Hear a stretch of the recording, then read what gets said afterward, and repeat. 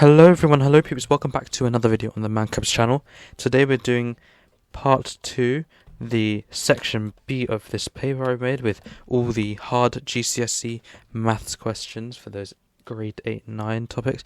If you want to see section A in part 1 of this series, it's up in the top corner right now. If not, and you're new to this channel, please subscribe and help out the channel, all that bits and bobs. Let's get straight into it. Let's go. So, graphs and equations we're doing today. Our first question here, the graph shows a circle with center O, and as you can see, we've got a circle. We don't know what the equation of it is, and we've got a line AB which is a tangent to that circle. We know that point B is 16, 0, and we know that this angle here, let me just highlight it for you, this angle here, that is 30 degrees. And we know that point P is here, and it's 3p, but we need to find out the value of P. That is what the question's asking. So, first of all, I'm just going to draw the triangle that I think most people would try and draw first. So, like that, and like that, and like that. So I think most people will look at that triangle and go, that's a right angle triangle, we can work out something there. But, here's the big but, right?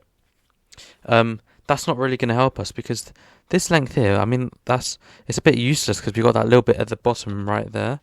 So I don't think that's the best triangle to draw. The best triangle that I would draw is actually this triangle here, and I'll tell you why in a moment. So this is also a right angle triangle. This is a right angle here, because if we remember, I'm just going to write it up here. A tangent meets a circle's radius at 90 degrees. That's a key circle theorem that always comes up in these sort of circle tangent questions, so we're going to be using that. Let me just draw out the triangle on the side here. That is a terrible line. Let's do something like that. There we go. Up like that, like that. And then here we've got our hypotenuse. This is going to be length 16, because this is 0, 0, this is 16, 0, so this has to be 16, and we know that this here is 30 degrees. So we know what these are, and we can actually work out what this length here, I'm going to call it R, because this is actually a radius. That's a horrible line also. This line here, this is a radius here, right? And then that radius will also be the same as this one here. They will be identical, and then we can work out using Pythagoras what the length of P is, because I will explain in a moment. But first of all, let's just not get ahead of ourselves and let's work this out. Literally, all we need for this is a bit of right angle trigonometry. So we've got an angle here, and in relation to this angle, we've got the hypotenuse, and we've got the opposite angle. So we're going to be using sine. So we can say that sine 30 degrees equals opposite, which is our R value, over our hypotenuse, which is 16. Therefore, R must equal 16 lots of sine 30. And what is the value of sine 30? That's going to be a half. So 16 times a half, which is just 8. So we know that the radius of the triangle equals 8. I'm going to write that up here. Radius, let's do it lowercase r. Radius equals 8.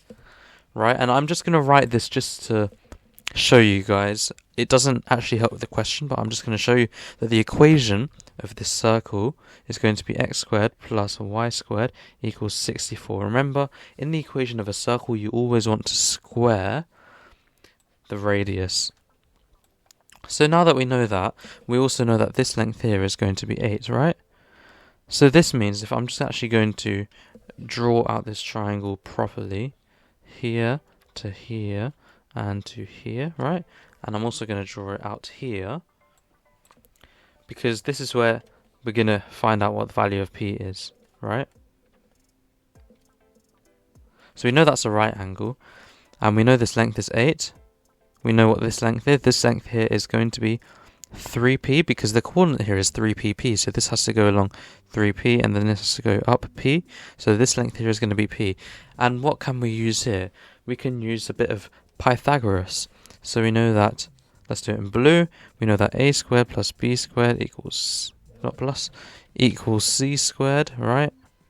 So what is our a value? 3p squared. Well, it doesn't really matter which a or b goes where.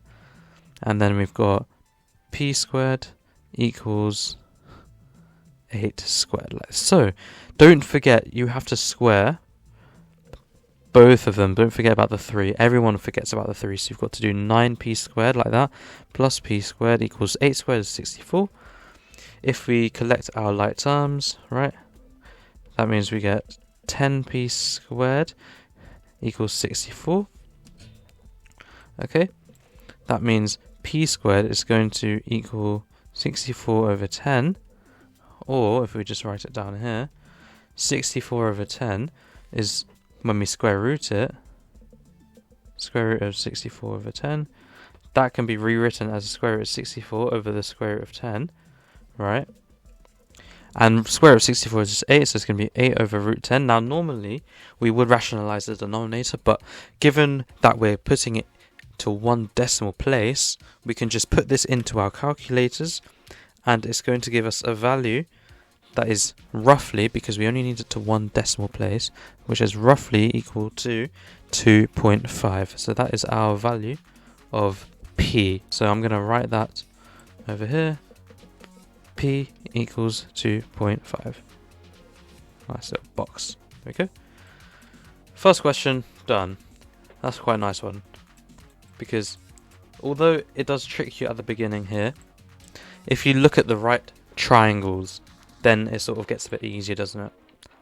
So here, the line L is tangent to the circle x squared plus y squared equals 40 at the point A.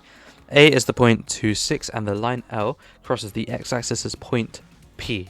Work out the area of triangle OAP. So let's actually draw this out, shall we? So we're gonna have. I'm just gonna. So we got coordinate axes, right? There we go. And then we've got a circle. I don't think in this question the radius of the circle matters that much. So we've got a circle. How's that? There we go. Beautiful. This Microsoft whiteboard correction stuff is genuinely amazing. And A is the point 26. So 26 is going to be about there, isn't it? A 26. And then we've got the line L, which is tangent at A. And that's just going to... not like that. That is just going to skirt past like that. I should have extended this a little bit more, but it's okay. And it crosses the point at P. Let's say that this is P here. And we know it's going to be something 0, isn't it? Because it's at the x-axis. And this is O, I should label. And what we're trying to work out is, let's do an highlighter, is the area of that triangle there. One thing we learnt from the previous question, this here is going to be a right angle because it meets the radius at a right angle. This is our radius, this is our tangent, and they're going to meet at a right angle. And we're also going to use that fact to work out what we're going to do next, essentially. So let's write out some steps of what we can do. So number 1, I think we can find the equation of the of radius, right? And then number 2, find the equation of the tangent, right? And then once we have the equation of the tangent, find the coordinates of point P, and then we can find out the total area. So that's our plan of action. So first of all, let's look at step number 1. Find the area of the radius. Not area, equation, sorry. Okay, so what we're going to be looking at is we're going to be looking at the change in y over change in x kind of formula thing going on. So if I just draw a little dotted line here, how many across does this go? This goes across 2, isn't it? Because we know that this is 2, and then it goes up 6, doesn't it? So what we can do using this formula, we can say that the gradient of this line here, the radius, I've just put the gradient of radius, is going to be the change in y over change in x, right? The change in y, we go up 6. So there's a positive 6. And the change in x, we go across 2. And that's going to equal 3. Okay? Now, what do we remember about perpendicular lines? If two lines are perpendicular, that means that the equation of the perpendicular line is going to be the negative reciprocal of the line that it is perpendicular to. So the negative reciprocal of 3. So the reciprocal, the normal reciprocal, that's just going to be a third, because we just do like 1 over, or just flip it, because technically, alright, this is 3 over 1. So we just flip it, and we get 1/3, right? But negative just means to swap the signs, so we're going to have a negative third. So let's try and form an equation for that tangent. So we know that it's a y equals negative a third x plus c. But what is that c value? Well, luckily for us, we know the coordinates of one of the points on that line, which we can substitute into the equation and work out that value for c. Let's write that right now. So we know it's 2, 6, so let's substitute that in. So we've got 6 equals minus a third, and then 2 right there as the x value, plus c. And then let's just expand this bit out. So it's going to be minus 2/3 plus c. And what I like to do to help me out is just on the opposite side, because we can be adding 2/3 to both sides, just rewrite that as 18 over 3, just so it's got the same denominator. Makes it a little bit easier to understand. And when we add 2/3 to both sides, we get c as a value of 20 over 3. So that means we can write the formula, the equation of that tangent as y equals minus a third x plus 20 over 3.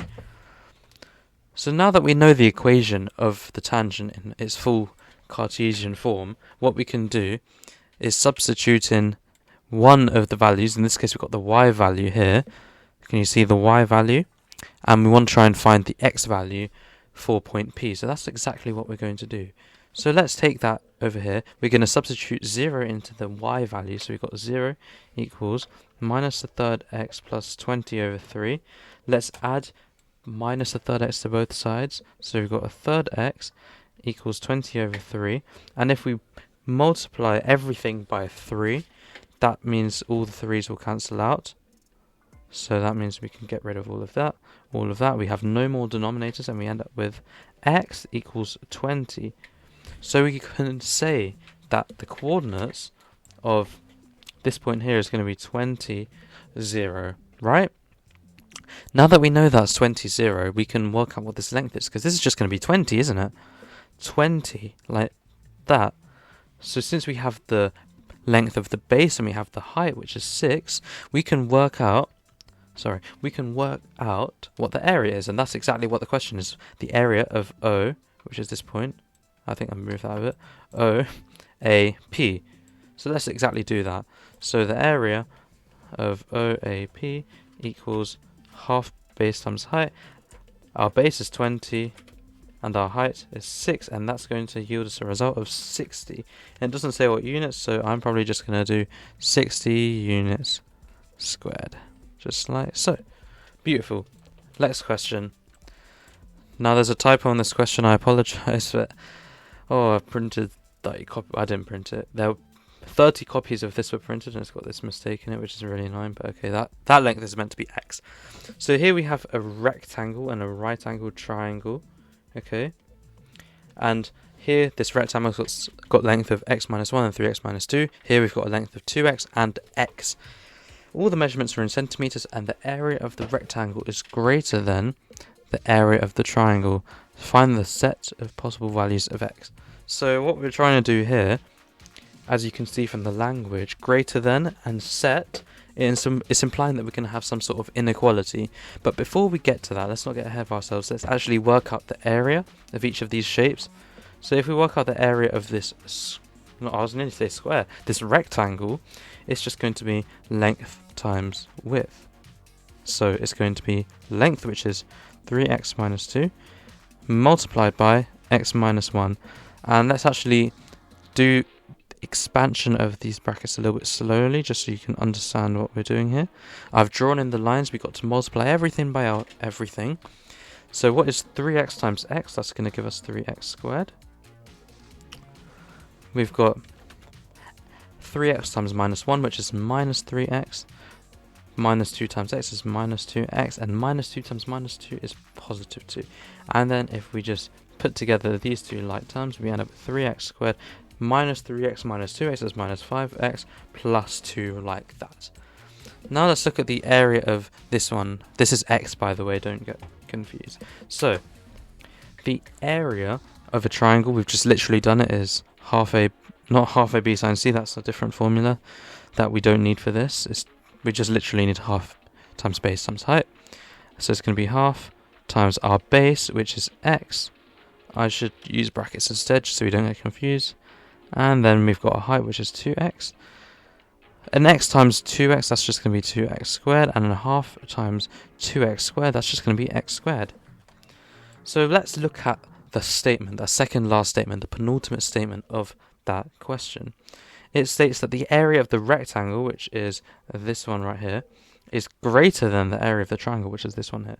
So if we make an inequality, that represents that statement, we can say that 3x squared minus 5x plus 2 is greater than the area of the triangle, which is x squared, and we can actually just make this a quadratic inequality. So if we subtract minus x squared from both sides, we get 2x squared minus 5x minus 2 is greater than 0. Now this is Editor Ben, and I've just realised that I've written the quadratic wrong. It should be 2x squared minus 5x plus 2 rather than minus 2, but somehow I still end up factorising the wrong I factorised the correct quadratic rather than the one I wrote incorrectly, so the answer is still correct, just letting you know. With the video, we have it greater than 0 now, so what we're going to do, we're just going to take this inequality bit and we're going to solve it like it's a normal quadratic. I'm going to use the slide and divide method. I know most people probably taught the splitting method, but this is so much quicker. I don't have time to go in depth in this video, but there's loads of videos. I think Black Pen Red Pen did a video on it. Another guy I can't remember the name of, please, sorry. I'll put all of the links in the description and up in the top right hand corner. So we're going to multiply the a by the c, so we end up with x squared minus 5x minus 4. Then factorize like a normal quadratic with 1 as the coefficient of x squared. So two numbers that sum to make minus 5, but multiply to make minus 4. So that's going to be minus 4. X minus 4, sorry. Don't forget your x minus 4, and then x minus 1. And what we're going to do, we're going to take that coefficient of the 2 and divide it here, like that. So this just becomes minus 2. But this, you can see it doesn't reduce down anymore, so we're going to put it to the front, and we're going to end up with x minus 2, 2x minus 1. So let's put that back into the inequality. So we get solutions as x. If we look at it in a normal quadratic equation, we get x equals 2, x equals a half. But because it's greater than... Now, I'm not very good at explaining this, so I hope you just sort of understand. If we've got a graph, let me draw a nice little graph. Just like so. And we've got the quadratic. Let me draw the quadratic. So it's something like that, isn't it? So we've got my 1/2 here, and then 2. If you substitute values on this side here, it's going to be true, but if you substitute values in the middle, it's not going to hold true, so we shade on the outside of here like that. So the two inequalities we will have is x is greater than, because it goes that way, is greater than 2, and then x, because it goes that way, is less than a half. But that aren't the two inequalities. I'll tell you why. Because, look, this always throws people off. People always forget to do it. I forgot to do it one time. Let's look at this solution right here and take it up here, right? If we substitute it into here, for example, we've got a half minus 1. That is minus a half. But we cannot have a negative value for a length, because that just doesn't make sense. So that means this inequality does not hold true, and we only have this one as an inequality. X is greater than 2. Next question. Prove algebraically that a straight line with equation x minus 2y equals 10 is tangent to the circle with an equation x squared plus y squared equals 20. So what if we go back to, you probably have done this at some point, talking about solving equations graphically. I'm just going to give you a simple linear example. If we've got y equals x here, and then we've got x squared minus 1, so it's going to be something like that, right? You can see that the graph, the two different graphs, they intersect at two separate points. They intersect here and they intersect here. That implies there are two solutions, because if you solve this like algebraically, there's going to be two solutions because the graphs cross at 2 points. So if we're talking about something being a tangent, that means it can only have one solution because it only intersects at one exact point. So if I draw here and I draw a circle, right, then if we've got a tangent here, you can see there is only one point where they cross, which implies there's only one solution. So basically what we've got to do, take this quadratic simultaneous equation with a linear and a circle graph and show there's only one solution. So let's literally do that. Let's take this equation here, and I'm going to make x the subject, so I'm going to add 2y to both sides, so we end up with x equals 2y plus 10. And literally all we have to do is substitute that into the other equation. So we end up with 2y plus 10 squared plus y squared equals 20. We end up with 2y plus 10, 2y plus 10 like that, equals y squared plus, not equals y squared, plus y squared equals 20. I think when expanding double brackets like this, it's really easy to just get confused when you've got a squared here, like just square each individual term. That's not how it works. We got to, like I said before, multiply everything by everything, like so.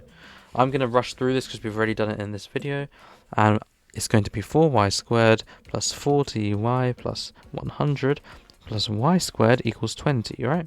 If we collect our like terms, we get 5y squared plus 40y plus 100 equals 20, and then we can subtract 20 from both sides to make it equal to 0, and we end up with 5y squared plus 40y plus, that's meant to be a 40y, like, by the way, plus 80 equals 0. So we have a quadratic now, and it's equal to 0 because that's what we want when solving a quadratic. But have you noticed, look, we can divide all of the coefficients and this constant value here by 5, which will give us the coefficient of y squared as 1, which makes it easier to solve.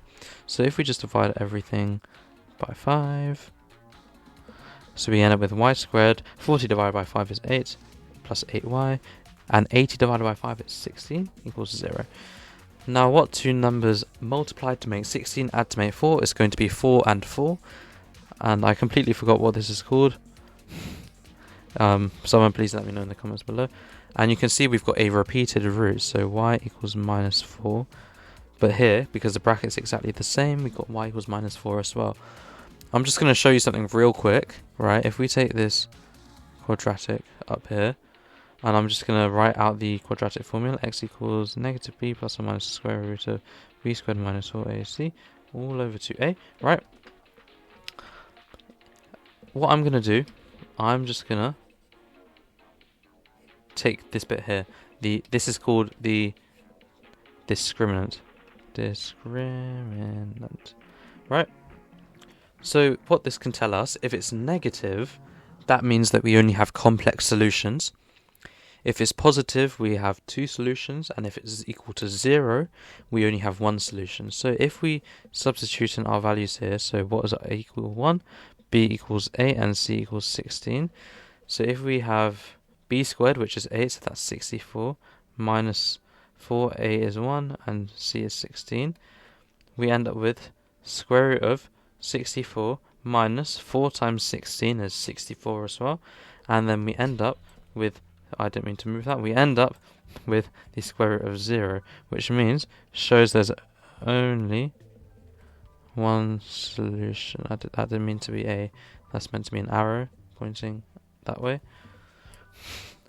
So yeah, essentially if we write here, because we want to prove that only it's a tangent, right?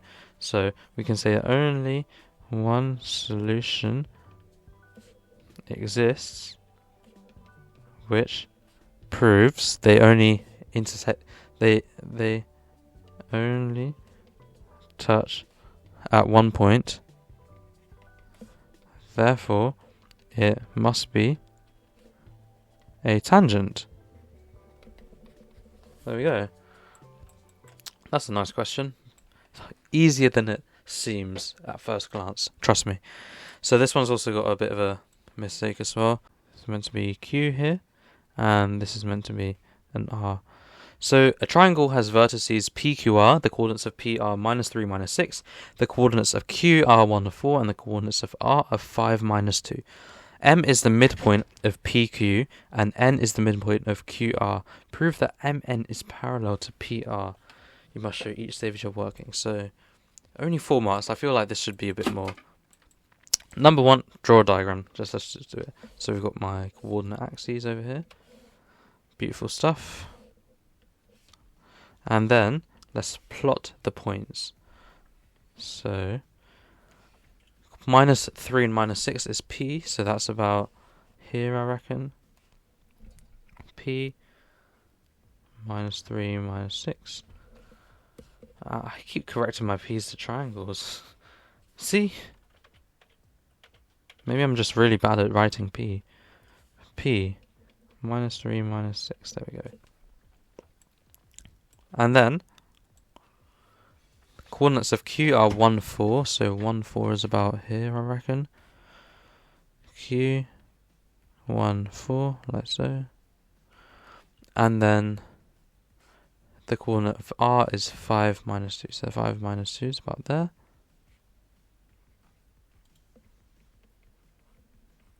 And then we're going to have a triangle that's PQR, right? That's what it says in the question, right? Triangle has vertices PQR. So we can just connect the dots like so. Let me just go over this line again. Okay, so that's our triangle. Now we've got to put M and N on the triangle. So M is the midpoint of PQ. This is our line PQ, and M is going to be about there. Let's label it M. And N is the midpoint of QR, so N is going to be about there. N. And prove that MN is parallel to PR. So we're trying to prove this line is parallel to that line. It doesn't look like that in my diagram, but you've got to trust me on these things, alright? So, first of all, we need to work out the coordinates of Pn, so then we can work out the gradient and compare it to the gradient of PR. So first of all, how do we work out the midpoint of a line? Well, we want to work out, let's do this bit in blue. We want to work out the sort of triangle between the 2 points. So like here we've got a triangle. So how far does it go across? It goes across by 4. Because -3 to 1, that's a difference of 4. And how high does it go? It goes from -6 to 4, that's going to be 10. So we know that it goes 4 across and 10 across. 4 across and 10 up, sorry. And this is the midpoint, so it's going to be exactly half of that. So it's going to be just going here. So then this section here, this is going to be 2, and this bit here is going to be 5. So since these are exactly half, and we know these values now, we can just work it out from this here. So -3 plus 2 equals -1, so we know that M is going to be -1 something. And then -6 plus 5 equals -1. So it's -1, -1. Lovely stuff. Okay. Now we're going to do exactly the same for point N over here. I'm actually going to switch colours just so it's a bit more clear that what we're doing. So from Q, we're going down and we're going across. You could also do it across like that. I think I might actually do that just so we don't conflict with the blue right there. There we go. So how far do we go across? So we go across by 4 because we go from 1 to 5. And how far do we go down? We go from 4 to -2. That's a difference of 6. And same process as before, we're finding the midpoint, so this is going to be 2 here and 3 here because that's exactly half. So from 1 we go across by 2, so 1 plus 2 equals 3, so we know that point, that was a horrible line, we know that point N is going to be 3 something, and we go down by 3 from 4, so that's going to be 4 minus 3, which equals 1, so it's going to be 3, 1, that's the point of N. Now that we know the coordinates of these two lines, we can work out the gradient. So what is the formula for a gradient? So the gradient is going to be change in y over change in x. So what is our change in y then? Our change in y, so we've gone from -1 to 1, so that's going to be an increase of 2. And our change in x, we've gone from -1 to 3, so that's going to be a change of 4. And if we simplify that down, we know that m is going to equal positive a half. So we can say that the gradient of mn equals a half. And now we're going to compare that to the gradient of PR, because that's what we're trying to prove, that they're parallel. So change in y over change in x. If we go from -6 to -2, that's a difference of 4 on the y-axis, and then x-axis we're going from -3 to 5, which is a difference of 8, and then that is going to equal a half. Our m equals a half, so that the gradient of PR equals a half, and we can say that they have the same gradients, so they are parallel. That is quite a nice question, actually. So they are parallel. That does not look like parallel. There we go. Whatever. You get what I mean. And I think that is all the questions in this section. So if you enjoyed this look into some really challenging GCSE Maths questions, make sure to give us a thumbs up. Like, if you haven't already, please subscribe. It would help a lot. Please comment, share, all that jazz that YouTube people like to say. Part 3 of this video will hopefully be up tomorrow. Thank you very much for watching, and I'll see you next time in the previous video or whenever. Goodbye.